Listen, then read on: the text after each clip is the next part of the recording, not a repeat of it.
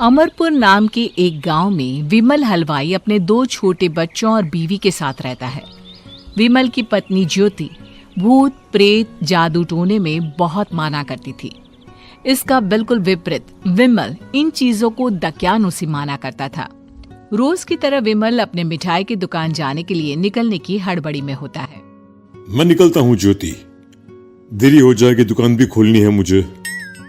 अजी ध्यान से, आज अमावस्या है। रास्ते में कोई कपड़ा या कुछ भी गिरा हो तो उसे लांग मत दीजिएगा, बगल से चले जाइएगा।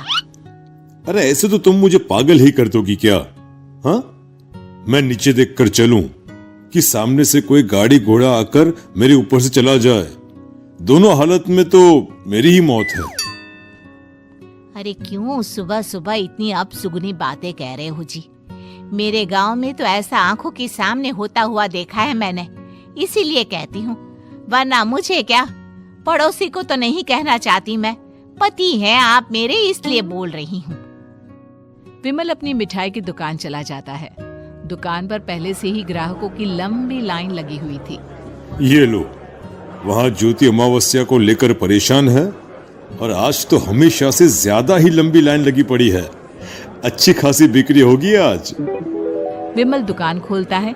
एक के बाद एक ग्राहक उसकी दुकान पर मिठाई ले रहे होते हैं। तभी गांव की एक बूढ़ी औरत विमल से कहती है, जिस तेजी से बिक्री हो रही है, कहीं किसी की नजर ना लग जाए, नींबू मिर्ची टांग ले। अरे क्या चाची तुम भी, ये सब नजर बजर कुछ नहीं होता है। कैसे लोग हैं मेरे आसपास। अपनी दुकान से शाम को विमल हंसते कूदते वापस घर आता है। हाँ, आज तो अच्छी खासी बिक्री हुई है। 1 महीने में जितनी बिक्री होती है, एक ही दिन में आज उतने पैसे कमा लिए मैंने। ये तो बहुत अच्छा हुआ जी, आज ही घर की नजर उतारी है मैंने। बिक्री तो अच्छी होनी ही थी। अच्छा, तुम खाना लगा दो, सारा माल बिक चुका है। मुझे शहर जाना होगा, कुछ चीजों की जरूरत पड़ेगी।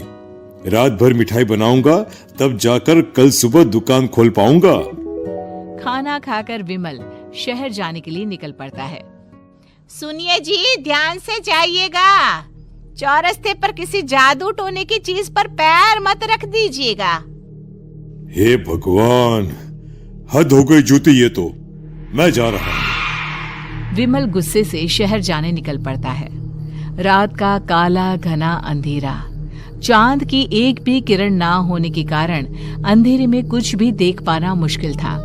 जंगल के बीच के एक अधकच्चे रास्ते से विमल जा रहा होता है। चारों तरफ गुफ अंधेरा और सन्नाटा सुनाई दे रहा था, और सुनाई दे रही थी विमल के पैर के नीचे आ रहे सूखे पत्तों की आवाजें। तभी अचानक दूर से उसे कुछ आवाजें सुनाई देती है। अरे, ये इतनी रात को जंगल के रास्ते कौन जा रहा है? शायद कोई टोली होगी। राम नाम सत्य है, राम नाम सत्य है, राम नाम सत्य है, राम नाम सत्य है। धीरे धीरे आवाज कुछ कुछ सुनाई पड़ती है। आवाज धीरे धीरे और नजदीक आती सी लगती है। विमल देखता है कि उसके सामने से सजी धजी सफेद कपड़े में लिपटी एक अर्थी निकल रही है, जिसके साथ 5 लोग ही थे। 4 आदमियों ने उसे कंधा दिया हुआ था। एक मटका लिए आगे आगे बढ़ रहा था। विमल के बिल्कुल सामने आकर अर्थी रुक जाती है। उसमें से एक आदमी विमल से कहता है, अरे भाई, जरा अर्थी को कंधा लगाना, मैं बहुत थक गया हूँ, बड़ी मेहरबानी होगी। हाँ भाई, कंधा तो मैं लगा दूं, पर रात को 12 बजे ये शव यात्रा, इस समय कौन अर्थी ले जाता है? तभी विमल को ऐसा लगता है कि शव में से आवाज आई। ये आवाज। मजबूरी है भाई, आप कंधा दीजिए, मैं रास्ते में सब बताता हूँ आपको। विमल अर्थी को कंधा दिए चल रहा होता है कि उसे ऐसा लगता है कि हाथ में मटका लिए जो आदमी शव के आगे चल रहा है, उसके पैर उल्टे हैं। क्या हुआ भाई, हकला क्यों रहे हो?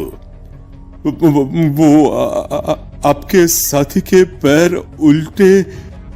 विमल अपनी बात पूरी भी नहीं कर पाता कि वो देखता है कि उस आदमी के पैर तो सीधे ही हैं।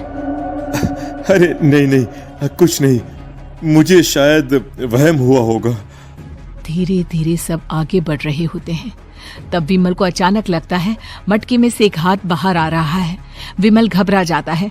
इसके पहले वो कुछ बोल पाता, कल्लू कहता है, मेरा नाम कल्लू है। हम 6 दोस्त थे, जिसमें से एक को तो तुम सोया हुआ देख रहे हो।